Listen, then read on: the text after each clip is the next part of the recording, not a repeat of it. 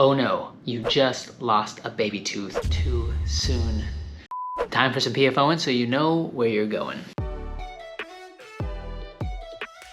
Hey everybody, it's me, Dr. Ryan Packard. If you were looking for orthodontic services like braces, expanders, clear aligners, space maintainers, we're gonna talk about that today, but come find us in McKinney and Anna, Texas. Listen, you have baby teeth. Well, those baby teeth should fall out at certain points in life and they are succeeded by permanent teeth, all right? So baby teeth should have permanent teeth that come underneath or, up from above and push those baby teeth out. Well, sometimes for different reasons, we lose certain baby teeth too soon, meaning that the permanent teeth aren't ready to come in. Now, this can be a major issue. So how do we fix it? Let me show you. This is called a space maintainer. There's different kinds of space maintainers. This is a very common space maintainer in the orthodontic profession.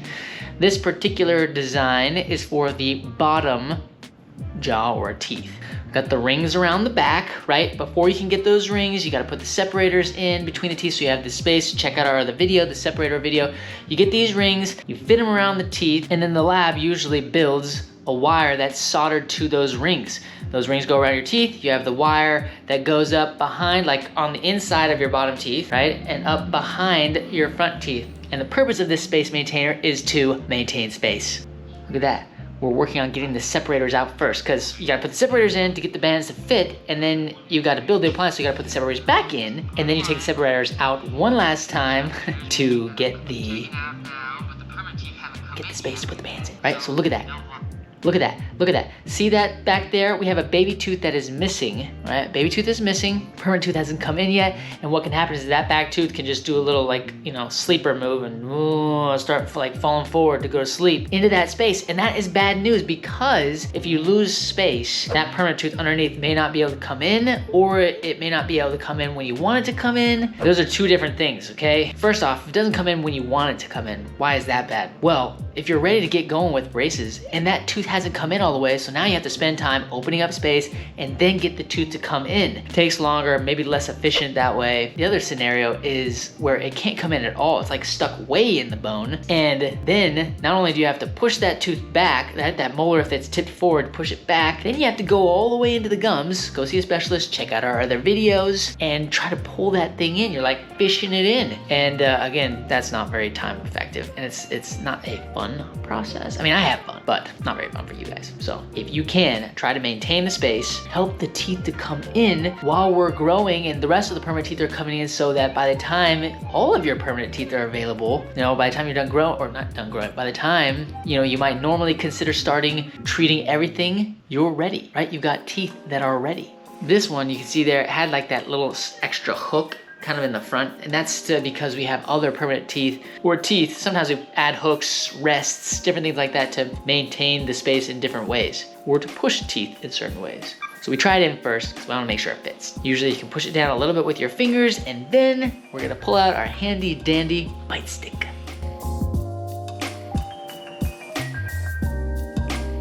Be sure when you're biting down that you just bite when you're instructed to. Don't bite too early and be listening so that you're not just sitting there like watching the TV while they're trying to get that appliance to go down. So the ring around the tooth, awesome.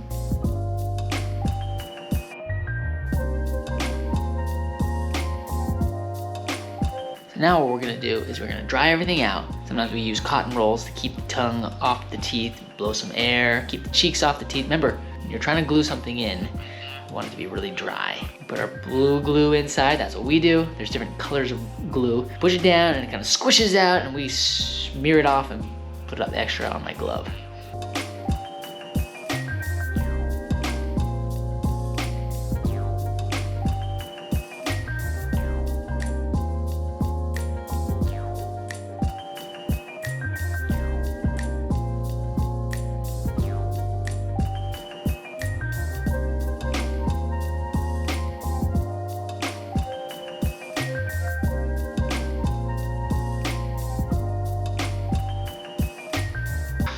Suction all the yucky stuff out. It doesn't taste very good. It won't hurt you. You don't want to eat a lot, but you just get it out, rinse it out. Tastes much better. Clean a little bit out with our scaler.